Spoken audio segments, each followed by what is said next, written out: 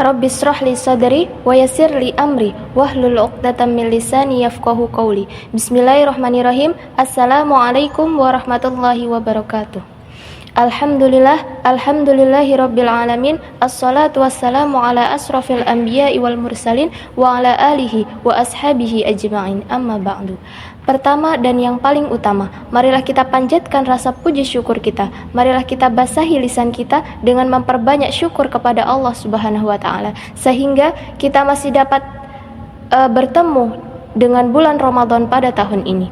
Kedua kalinya, salawat beserta salam marilah kita senantiasa semoga tetap tercurahkan kepada Nabiullah Muhammad sallallahu alaihi wasallam yang telah membawa umat manusia dari zaman kegelapan menuju zaman yang terang benderang.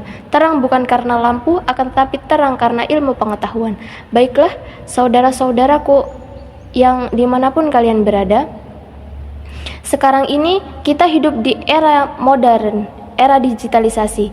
Kita boleh saja berada di tempat yang berbeda-beda, akan tetapi kita semua hidup di era yang sama, yaitu di zaman digitalisasi. Terjadi perubahan sosial dan juga transformasi budaya. Hal-hal ini tentu saja merubah sedikit banyaknya tatanan kehidupan yang terjadi dalam kehidupan manusia.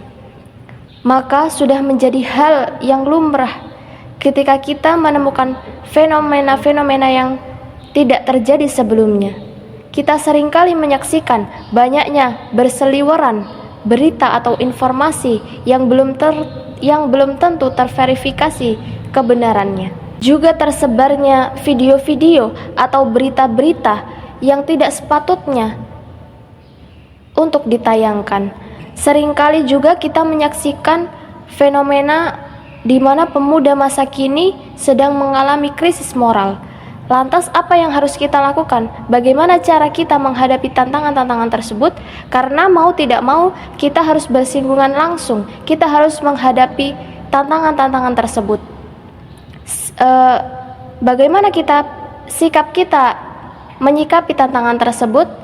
Kita sebagai agent of change, kita sebagai muslim, sikap apa yang sebaiknya kita ambil dalam menyikapi tantangan tersebut, terutama di bulan Ramadan ini? Allah berfirman dalam Quran surat Al-Baqarah ayat 185,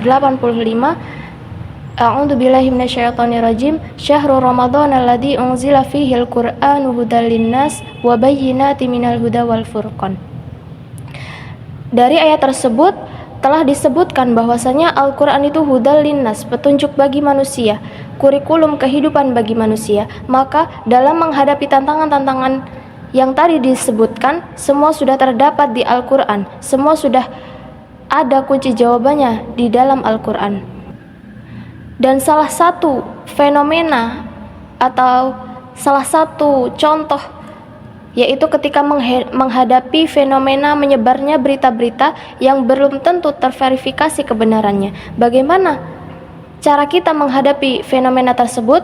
Jawabannya terdapat dalam Quran surat Al-Hujurat ayat 6 yang artinya, wahai orang-orang yang beriman, jika seseorang yang fasik datang kepadamu membawa suatu berita, maka telitilah kebenarannya, agar kamu tidak mencelakakan suatu kaum karena kebodohan, yang akhirnya kamu menyesali perbuatanmu itu. Nah, dari ayat tersebut mengajarkan kita untuk bersikap kritis dalam menerima suatu berita. Maka ketika di lapangan kita menemukan banyak sekali berita berseliweran, jangan sampai kita menelan berita tersebut mentah-mentah. Apa yang harus kita lakukan? Kita harus mencari tahu berita tersebut sumbernya, apakah sudah valid.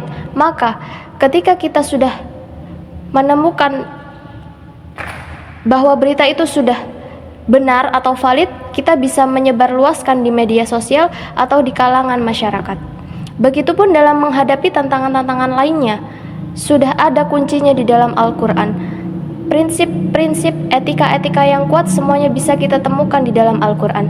Lalu pertanyaannya, apakah kita sudah memiliki kemauan atau keinginan yang paripurna serta kesungguhan dalam mengamalkan Al-Quran?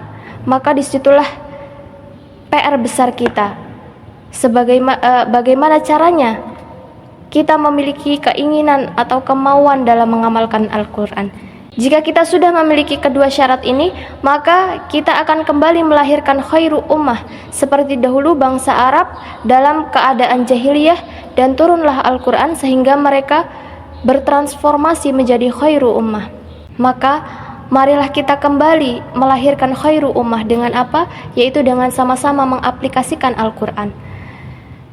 Dan sekarang kita sedang berada di momen yang terbaik, yaitu di bulan Ramadan. Mari kita sama-sama mencharge iman kita kembali, dan kita sama-sama mentadaburi Al-Quran supaya kita bisa mengambil sikap yang tepat, karena Al-Quran merupakan kurikulum kehidupan bagi manusia. Itu saja yang dapat saya sampaikan. Semoga apa yang saya sampaikan berkenan di hati kalian semua. Saya akhiri, wassalamualaikum warahmatullahi wabarakatuh.